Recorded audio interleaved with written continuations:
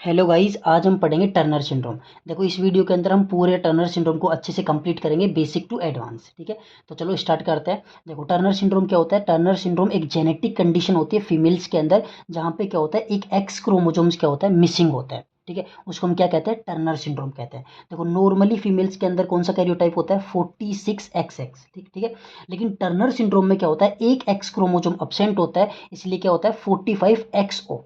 ठीक है, इसीलिए एक क्रोमोसोम एब्सेंट है, इसीलिए हम उसको कहते हैं टर्नर सिंड्रोम को मोनोसोमी एक्स।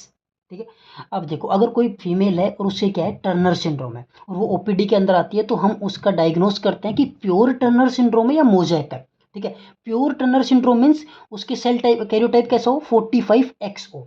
लेकिन मोज़ेक में क्या होता है, मोज़ेक केस में क्या होता है, जो टर्नर है वो seen in two cell lines में प्रेजेंट होता है। मीन्स उस फीमेल के अंदर 45XO टाइप सेल भी प्रेजेंट है और 46XY भी प्रेजेंट है। मीन्स दोनों टाइप के सेल प्रेजेंट हो तो उसको हम कहते हैं मोज़ेक। ठीक है, अब देखो, दोनों टाइप के सेल प्रेजेंट है तो ओवरी भी डेवलप हो रही है और टेस्टिस भी डेवलप हो रही है उस फीमेल के अंदर।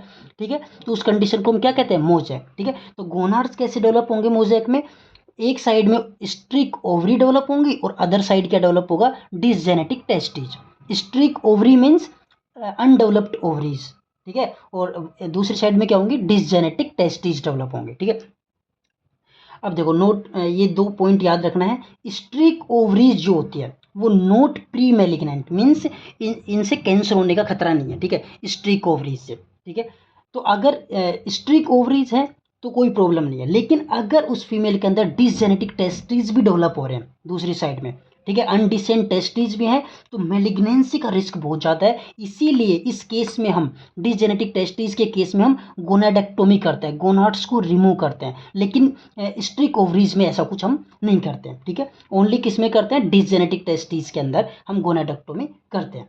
ठीक है, अब देखते हैं कि टर्नर सिंड्रोम में हमको कौन कौन से फीचर्स देखने को मिलते हैं फीमेल के अंदर। ठीक है, तो शॉर्ट स्टेचर मीन्स उसकी जो हाइट होगी, बाद में जाके उसकी हाइट छोटी रह जाएगी। ठीक है, क्यों, क्योंकि म्यूटेशन इन SHOX जीन में म्यूटेशन हो जाता है, जिसकी वजह से टर्नर सिंड्रोम फीमेल्स में आगे जाके हाइट रुक जाती है, मीन्स हाइट क्या रहती है, छोटी रह जाती है। ठीक है, सेकेंड सिम्टम क्या देखने को मिलेगा अपने को, webbing of neck. Webbing of neck का मतलब होगा जो नेक के साइड्स में क्या होगा, लाइनिंग्स वगैरह हो जाएंगे। ठीक है, तो वेबिंग ऑफ द नेक। ठीक है, लो पोस्टेरियर हेयर लाइन देखने को मिलेगी अपने को, shield shaped chest, wide chest देखने को मिलेगी, और वाइडली शेप्ड निप्पल्स अपन को देखने को मिलेंगे उस फीमेल के अंदर। ठीक है, और क्या देखने को मिलेगा, सेंसोरिन्यूरल हियरिंग लॉस देखने को मिलेगी। ठीक है, उसके अंदर। और ऑटोइम्यून डिजीज कौन कौन से देखने को मिलेंगे, डायबिटीज, हैशिमोटो थायराइडाइटिस और सेलिक डिजीज भी अपन को देखने को मिलेंगे। ठीक है, और क्या क्या देखने को मिलेगा फीचर्स में, क्यूबाइटस वल्गस। क्यूबाइटस वल्गस का मतलब क्या होता है, ये एक एल्बो डिफॉर्मिटी होती है, जिसके अंदर क्या होता है, जो फोर आर्म होता है वो एंगल्ड हो जाता है आउटसाइड। ठीक है, तो उसको हम बोलते हैं क्यूबाइटस वल्गस। ठीक है, हार्ट डिजीज भी देखने को मिलेंगी टर्नर सिंड्रोम में, और मोस्ट कॉमन हार्ट डिजीज कौन सी देखने को मिलेगी, बाइकस्पिड आयोटिक वॉल्व्स। ठीक है, अगर ऑप्शन में बायोकस्पिड आयोटिक वॉल्व नहीं है तो फिर क्या टिक करना है, कोएक्टेशन ऑफ आयोटा। ठीक है, अब जैसे कोई टर्नर सिंड्रोम है, फीमेल ओपीडी के अंदर आती है, तो हम क्या इन्वेस्टिगेशन करेंगे हर केस में, चाहे मोज़ेक का केस हो चाहे प्योर टर्नर सिंड्रोम का केस हो, हर केस में अपन को क्या करना है, सबसे पहले कैरियोटाइपिंग करनी है। ठीक है, कैरियोटाइपिंग के बाद में अपन को क्या करना है, इको। इको क्यों करना है, क्योंकि हार्ट डिजीज के रिस्क ज़्यादा होते हैं टर्नर सिंड्रोम में, हम इको करेंगे।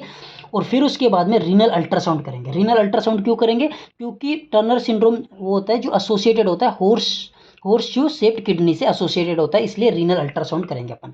अब हैशीमोटो थायरोडाइटिस है तो इसलिए TSH T3 T4 टेस्ट भी हम करेंगे, CBC करेंगे, लिपिड प्रोफाइल करेंगे, फास्टिंग ग्लूकोज टेस्ट करेंगे।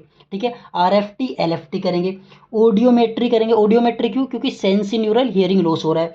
ठीक है, फिर उसके बाद में एंटी एंडोमाइसियल एंटीबॉडीज चेक करेंगे। क्यों, क्योंकि सेलिक डिजीज का रिस्क बहुत ज़्यादा है टर्नर सिंड्रोम में। ठीक है, इन्वेस्टिगेशन के बाद में हम चलते हैं मैनेजमेंट के अंदर, क्या मैनेजमेंट करेंगे। ठीक है, तो जो वो फीमेल होगी उसको सबसे पहले हम 8 ईयर्स तक क्या देंगे, ग्रोथ हार्मोन देंगे, क्योंकि हाइट छोटी रह जाती है, इस वजह से हम क्या देंगे, पहले ही टिल 8 ईयर्स तक हम उसको ग्रोथ हार्मोन देंगे। ठीक है, फिर उसके बाद में और क्या देंगे, एस्ट्रोजन देते हैं 1 ईयर तक, 1 साल तक हम उसको एस्ट्रोजन देते हैं, फिर उसके बाद में प्रोजेस्ट्रॉन ऐड कर देते हैं, फिर उसके बाद में एस्ट्रोजन प्रोजेस्ट्रॉन देते हैं टिल मेनोपॉज तक। ठीक है।